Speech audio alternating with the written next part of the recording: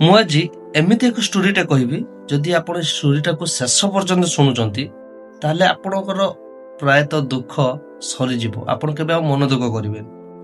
ଏ ଷ୍ଟୋରିଟା ମୁଁ କହିବି କ'ଣ ପାଇଁ ନା, ମୋର କି ଅତି ନିଜର ଲୋକଟେ ଜଣେ, ସେ ମୋତେ ଗୋଟେ କ୍ୱେଶ୍ଚନ୍ କଲା କି ମୁଁ ସମସ୍ତଙ୍କୁ କ'ଣ ପାଇଁ ଖୁସି କରିପାରୁନାହିଁ, କି ମୋ ପାଇଁ ସମସ୍ତେ କ'ଣ ପାଇଁ ଖୁସିରେ ରହୁନାହାନ୍ତି।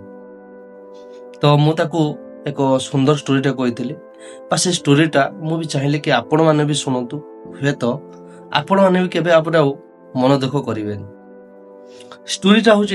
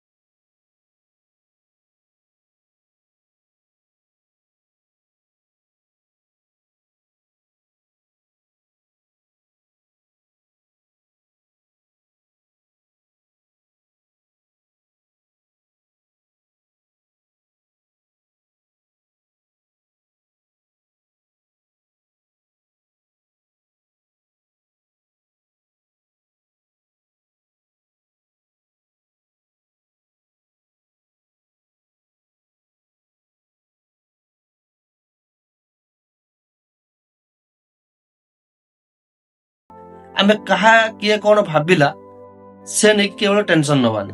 କାହିଁକି ନା ଦେଖ, ଯିଏ ଆମକୁ ପ୍ରକୃତିରେ ବୁଝିପାରିଥିବ ଆଉ ଚିହ୍ନିଥିବ, ବା ଆମର ବ୍ୟବହାର ଜାଣିଥିବ, ଆମ କଥାବାର୍ତ୍ତା ଜାଣିଥିବ, ତାହେଲେ ସିଏ ଆମ ସହିତ ନିଶ୍ଚିତ ରହିବ। ଯିଏ ରହିବାର ମଣିଷ ହେଇଥିବ, ପ୍ରକୃତର ମଣିଷ ଯିଏ ବୁଝିପାରୁଥିବ। ଆଉ ଯିଏ ଆମ ସହିତ ନିଜର ସ୍ୱାର୍ଥ ପାଇଁ ମିଶୁଥିବ, ବା ନିଜର ଆବଶ୍ୟକ ପାଇଁ ମିଶୁଥିବ, ଆବଶ୍ୟକତା ସରିଗଲା ପରେ ସେ ଆମକୁ ଭୁଲି ଯାଉଥିବ, ସେଭଳିଆ ଲୋକ ଅବଭିୟସଲି ଆମକୁ ଖରାପ ହିଁ କହିବେ। ତ ସେଥିପାଇଁ ସମସ୍ତଙ୍କୁ ଖୁସି କରିବା କିଛି ଆବଶ୍ୟକ ନାହିଁ।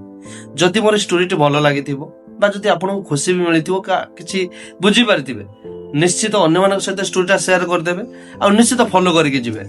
ଜୟ ଜଗନ୍ନାଥ, ରହିଲି।